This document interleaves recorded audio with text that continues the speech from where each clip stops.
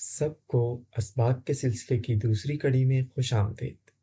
پچھلے سبق میں ہم نے پہلے 7 حروف پر بات کی تھی، یعنی الف، با، تا، ثا، جیم، ہا، خا۔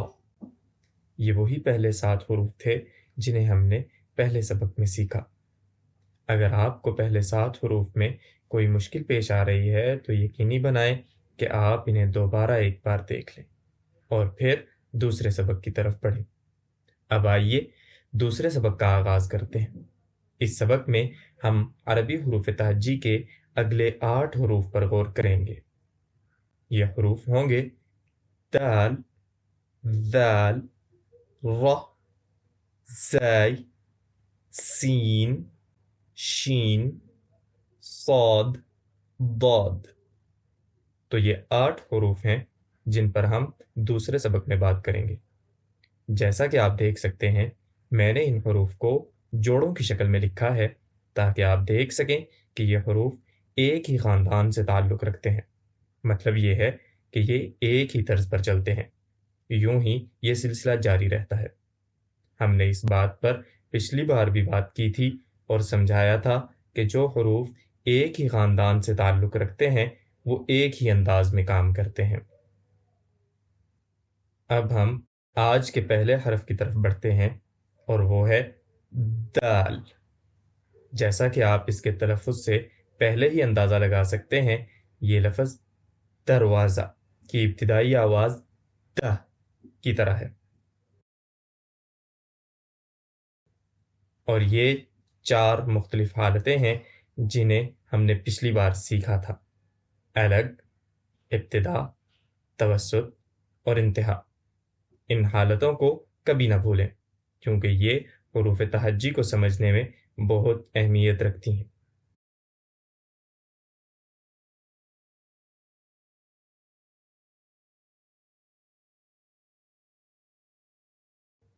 اگلے حرف کی طرف بڑھتے ہیں اور وہ ہے دال۔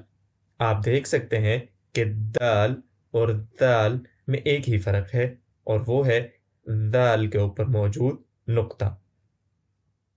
دال اردو زبان میں بھی موجود ہے۔ آپ کو دال اور تا کے درمیان فرق سمجھنا چاہیے۔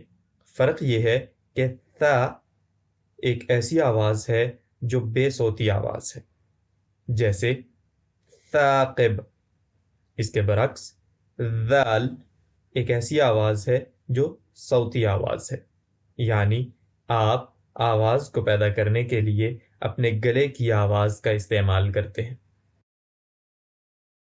اگر آپ اپنے ہاتھ کو اپنی گردن پر رکھیں تو آپ آواز میں تحرک اور لرزش محسوس کریں گے، جیسے آپ دال کی آواز نکالتے ہیں۔ اس کے برعکس اگر آپ ثا کو ادا کرتے ہیں تو آپ دیکھیں گے کہ کوئی تحرک اور لرزش پیدا نہیں ہوتی کیونکہ یہ بے صوتی آواز ہے۔ اگر آپ کی پہلی زبان اردو ہے تو یہ آپ کے لیے مشکل نہیں کیونکہ یہ دونوں آوازیں آپ کی زبان میں موجود ہیں۔ اب حرف کے 4 مختلف مقامات کی طرف بڑھتے ہیں اور جیسا کہ آپ دیکھ سکتے ہیں یہ دال سے بہت مشابہت رکھتے ہیں کیونکہ یہ ایک ہی خاندان سے تعلق رکھتے ہیں۔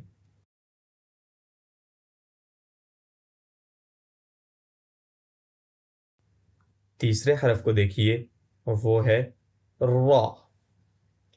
را بھی ہم اردو میں استعمال کرتے ہیں جیسا کہ لفظ راستہ یا رب، اور یہ ہیں حرف را کی 4 مختلف شکلیں۔ حرف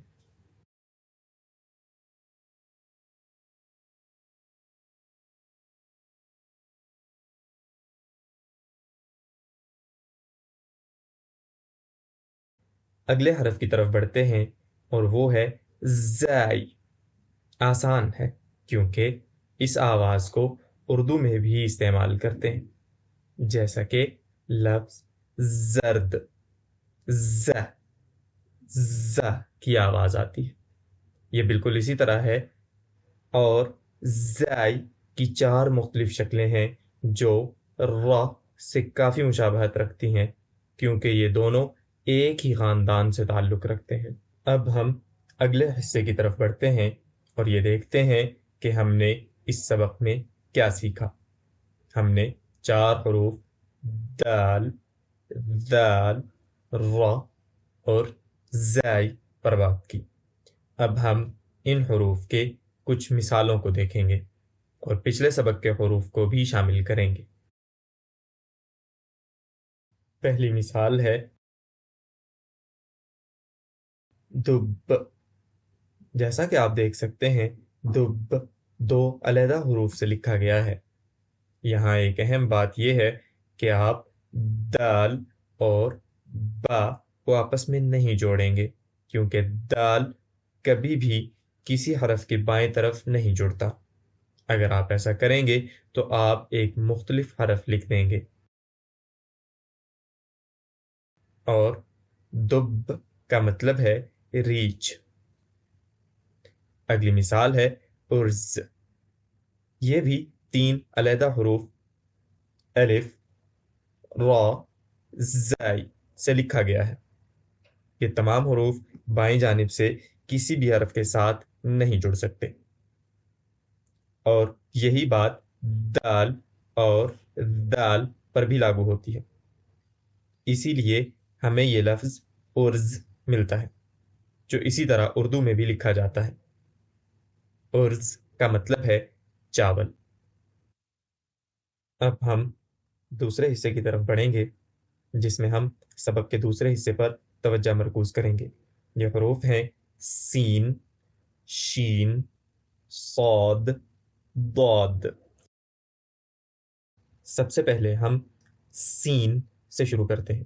اس کی آواز کو سن کر آپ پہلے ہی اندازہ لگا سکتے ہیں کہ یہ سا کی آواز ہے، جیسے کہ لفظ ساتھ میں۔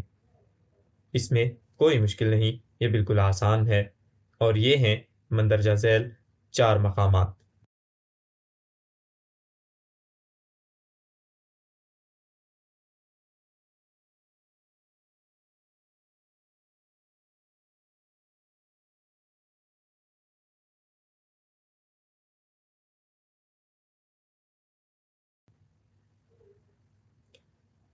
اگلا حرف ہے شین۔ یہ بہت ہی واضح طور پر سین جیسا ہے، بس اس کے اوپر 3 نقطے ہیں۔ شین اردو میں بھی اسی طرح استعمال کیا جاتا ہے، جیسا کہ شکر میں ش کی آواز۔ 4 مختلف حالتیں دوبارہ سین سے ملتی جلتی ہیں، اور یہ اس طرح نظر آتی ہیں۔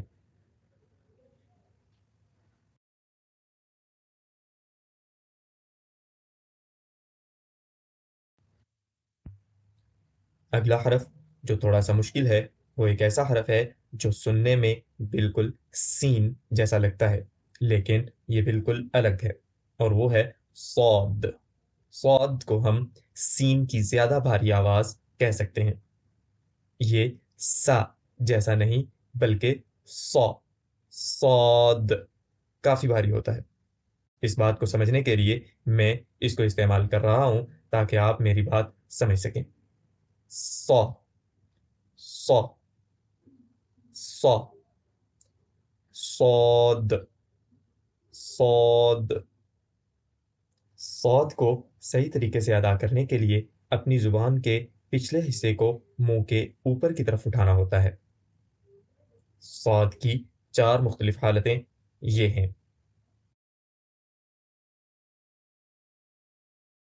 اکثر لوگ جب صاد لکھتے ہیں تو اس کے ایک حصے کو بھول جاتے ہیں، اس لیے اس بات کو یقینی بنائیں کہ آپ اس حصے کو نہ بھولیں۔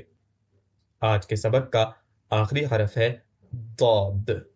ضاد بھی دال سے ملتا جلتا ہے، مگر یہ ایک بہت بھاری آواز ہے۔ حقیقت میں ضاد ایک خاص آواز ہے جو صرف عربی زبان میں موجود ہے، اسی لیے عربی کو لغت ضاد بھی کہا جاتا ہے۔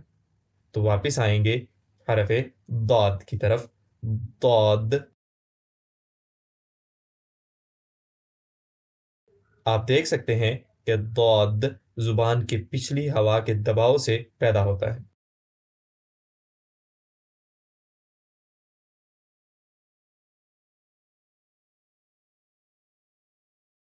یہ آج کے سبق کے دوسرے حروف کا دوسرا مجموعہ تھا، سین، شین، صاد، ضاد۔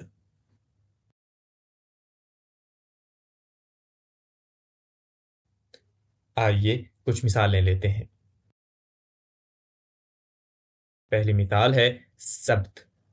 سبت کا مطلب ہے ہفتے کا دن۔ غور کریں کہ با کس طرح سین سے دائیں جانب اور تا سے بائیں جانب جڑا ہوا ہے، اور اسی طرح تا با سے دائیں جانب۔ یاد رکھیں کہ ہم نے یہ دو حروف کیسے ملائے تھے، یہ بہت اہم ہے، اسے مت بھولیں اور بار بار دہرائیں، کیونکہ اسی طرح زبان کو صحیح طریقے سے سیکھا جاتا ہے۔ اگلی مثال ہے شخص۔ شخص، غور کریں، شین، خا اور صاد آپس میں جڑے ہوئے ہیں، اور شخص کا مطلب ہے انسان۔ اب آئیں ان حروف کی کچھ اور مثالوں پر نظر ڈالتے ہیں اور ان کو پہلے سے سیکھے ہوئے حروف کے ساتھ ملا کر دیکھتے ہیں۔ اگلی مثال ہے صبر۔ غور کریں کہ صاد، با اور را کس طرح آپس میں جڑے ہوئے ہیں۔ صاد کے ایک حصے کو بھولنے نہ دیں، یہ بظاہر ایک جیسے لگتے ہیں مگر علیحدہ ہوتے ہیں، اور اس کا تلفظ صبر ہے۔ صبر کا مطلب وہی ہے جو اردو زبان میں ہے۔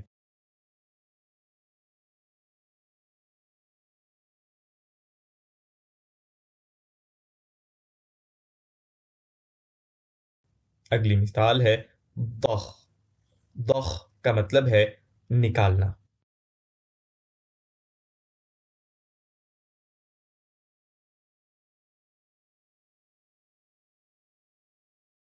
ابھی سبق کا اختتام نہیں ہوا، کیونکہ اب تھوڑی سی مشق کا وقت ہے۔ جیسا کہ ہمیشہ ہوگا، میں آپ کو کچھ حروف دوں گا جنہیں آپ ایک لفظ میں جوڑنے کی کوشش کریں گے۔ انہیں اس سبق اور پچھلے سبق کے اصولوں کے مطابق جوڑیں تاکہ دونوں اسباق کو یکجا کیا جا سکے۔ پہلا لفظ ہے بارد، دوسرا لفظ ہے زار، تیسرا لفظ ہے بشر۔ اپنے جوابات کمنٹس میں لکھیں، اور اگر آپ چاہتے ہیں کہ میں اپنی رائے دوں تو کمنٹس ضرور کریں۔ یہ ہے آج کے سبق کا اختتام۔ تیسرے سبق میں ملتے ہیں۔